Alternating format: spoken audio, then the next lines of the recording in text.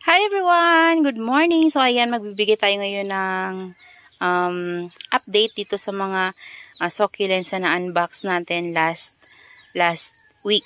So ayan, so ano na sila ngayon guys? Ilan araw na ba sila? 1 week na din siguro. Ayan. So ayan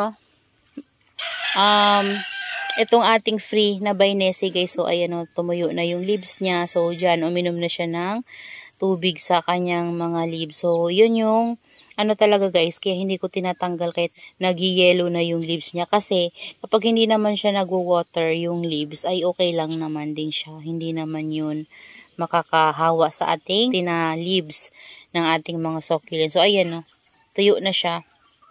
And dito naman guys, yung bluebird natin. So, itong bluebird natin ay, di ba napakarami niyang yellow leaves, pero ngayon guys ayan na so tinanggal ko yung iba tapos nagtira ko ng konti. Actually medyo marami pa din naman yung tinira ko kasi doon ko siya balak pa inumin sa leaves na tinira ko na nag-yellow. So ayan guys, nag-black yung ibang leaves niya pero patuyo siya guys, patuyo. So ayan doon sila uminom kasi yung leaves niya ay ayan panipis. And hindi siya nagtubig. Ayan. Yung tinira ko ng mga leaves, hindi talaga nagtubig. So, ngayon, okay na siya. And siguro may roots na din yan, guys. Pero kunti pa lang. Hindi pa ako sa kanya nagdidilig.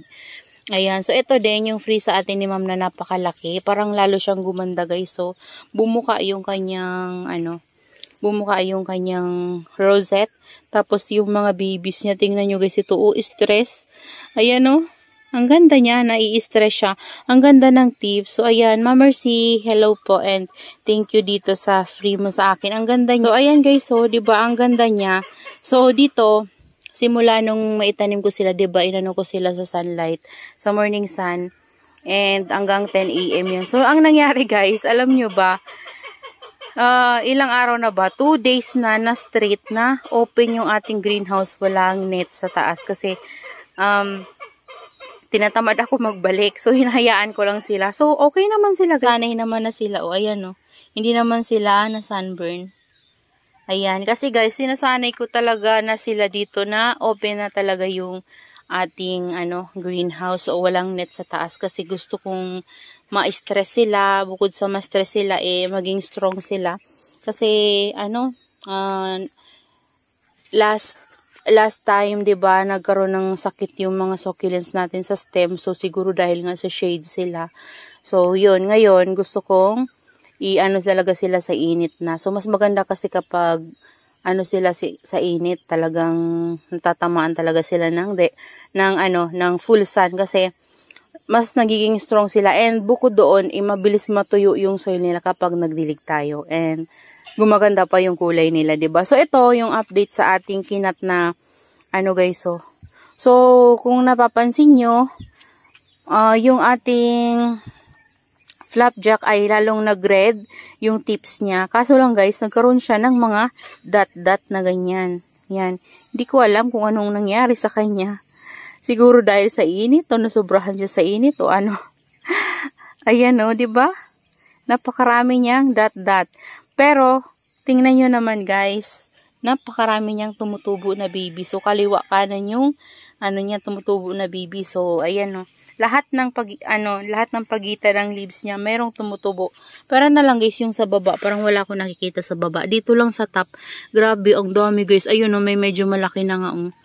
So, siguro, dahil, baka nagaganito yung leaves niya. Dahil baka magda-dry siya. So ayan umiinom na siya dito. So niripat ko siya dito guys sa mas malaking pot. And hindi ko naman pinuno ng soil. So ginawa ko, inipit ko lang din siya ng bato. Ayan. Tapos hindi pa rin ako nagdidilig sa kanila hanggang ngayon. Nahayaan ko lang muna. So ayan. Nagiging ganito lang yung leaves niya. Ayan Yung Tinkerbell pala natin guys. Dito ko banda nilagay sa katabi ng ating tawag dyan, si Super Bomb. Yan, dito ko siya tinabi and kanina, maaga ko pa talaga siya pinuntahan dito and dinilig ko siya kasi marami na siyang nagda-dry na din na leaves. And ito naman kasi si Tinkerbell ay wala naman siyang nag-yellow leaves. So, parang pa-dry lang talaga yung leaves niya. Kaya, binigyan ko na rin siya ng water kasama nitong dati nating Tinkerbell. Ayan guys, so. Yan, lumalaki na din yung mga baby sa leaves na pinropagate natin. Ayan guys, yung ano natin sa Tinkerbell kasama nung ating mga na-unbox. So, ayan siya guys. Medyo tumayo na rin yung ano niya, rosette niya. Parang nag-ano na siya sa araw and naiinitan na din to guys. Yan, naiinitan sila dito. Tapos ayun no, yung mga babies niya sa ilalim. Nakatago kasi guys yung mga babies niya sa ilalim. Pero okay lang yun kasi parang hindi sila ma-sunburn. O kasi na yung color nila ay white talaga guys. O parang parang light green, parang ganon. Hindi sila ganitong color guys, so. Ang color nila ay parang light green ba yan? Light yellow green?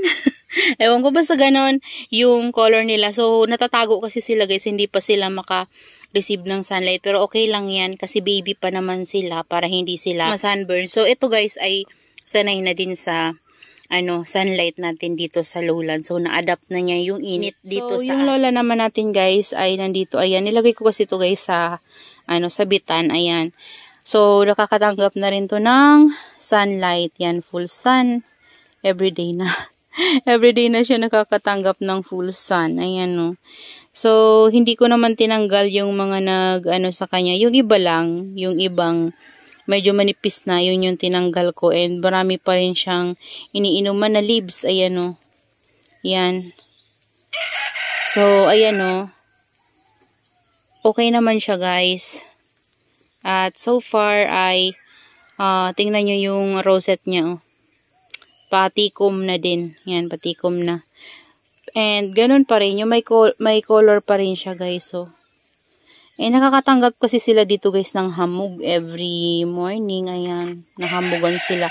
Napapasok sila dito ng hamog. Yung fog, napakakapal ng fog dito kapag gabi. Tsaka umaga, ayan, napakakapal. So, ayan lang guys, yung update sa ating mga na-unbox na succulents galing kay Ma'am Mercy. Ayun yung ating flapjack. So, that's all for today's video guys, and I hope you enjoy watching and see you on my next vlog. Bye-bye!